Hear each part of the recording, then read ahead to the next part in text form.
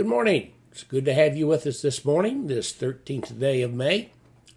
Boy, this year is traveling fast, isn't it? Seems like only yesterday we were getting into January, and now we're almost to the half point of the year. Passage that I want to share with you, and then afterwards I want to share a few announcements for you, those of you from the church as well. The passage I want to look at is Luke 24, starting in verse 36, and I want to entitle it "Too Good to Be True." It says, "Now as they said these things, Jesus himself stood in the midst of them and said to them, 'Peace to you.' But they were terrified and frightened, and supposed they were seeing a spirit. And he said to them, 'Why are you troubled? And why do you doubts arise in your hearts? Behold my hands and my feet, that it is I myself. Handle me and see. For a spirit does not have flesh and bone, as you see I have.'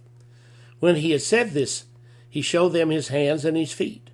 But while they still did not believe for joy and marveled, he said to them, 'Have you any food here?' So they gave him a piece of boiled fish and some honeycomb, and he took it and ate it in their presence." Jesus was having a hard time convincing his disciples that he was really alive. Part of that is because they had become very disappointed. The crucifixion had taken away their hopes. And sometimes we let things, circumstances, take away our hope and our courage.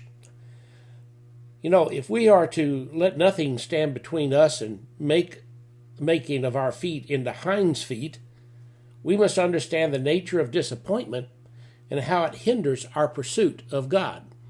Now, a hind is an antelope type animal that can climb mountains and cliffs that you wouldn't even think were climbable. And yet they are very steady and true in their ability to climb it. That means that they are secure in what they are doing.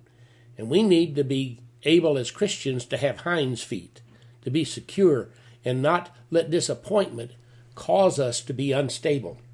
All of us has been disappointed. Living in a fallen world means that we have been subject to experiences where we have been let down by others, even our loved ones at times. But this is not the problem. The problem occurs when we allow the hurts of the past to prevent us from reaching out to God and to others in an attitude of love. A dramatic illustration of this is found in the passage that we've just read. It is the evening of the day of resurrection. And without warning, Jesus suddenly enters the room where his disciples are assembled and makes himself known to them. How do they respond?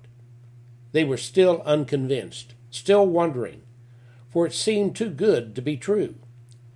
It was obvious that the disappointment of Christ's crucifixion and death still reverberated within them.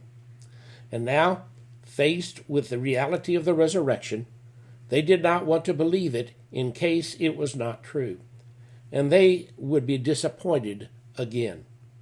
They wanted to believe, but they had difficulty in doing so because they knew that they could not cope with what would happen if in their hearts if it turned out to be untrue.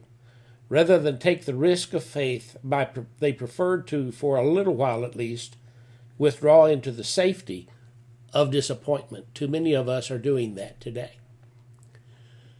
We need to let our faith be established in such a way that we stand with hinds feet, secure, knowing that the Lord is going to support us and direct us in our path. So for today, let your faith shine out.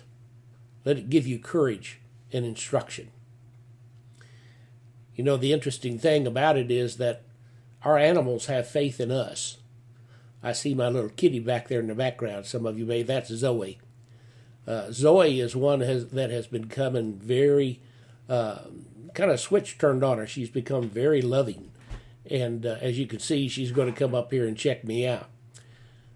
Thing is, she has faith that I'll feed her, that I'll get water for her, that I'll brush her, which I did already today, and that I'm there whenever she wants to come and be loved. That's the kind of faith we need when we approach Christ. Christ loves us, and we know for sure that he takes care of us. So let us stand without disappointment. A couple of things that I want to share with you this morning. Please continue to use the post office address. We're going to continue to use it until it runs out in October, just so that we can get through this COVID crisis and money is secure when it's sent in. We're going to be broadcasting live from the church this Sunday. Wanted you to know that. There'll be a few of us up there, and we'll be having our music group as a part of that, and we'll be giving you worship. Sunday school is going to be pre-recorded, so some of those that are normally doing Sunday school could be up there with us preparing for that broadcast.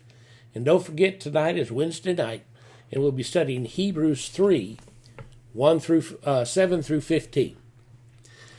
Well, it's time for me to go. Seems like the kitty wants something. I'm not sure what it is. I'm going to have to find out.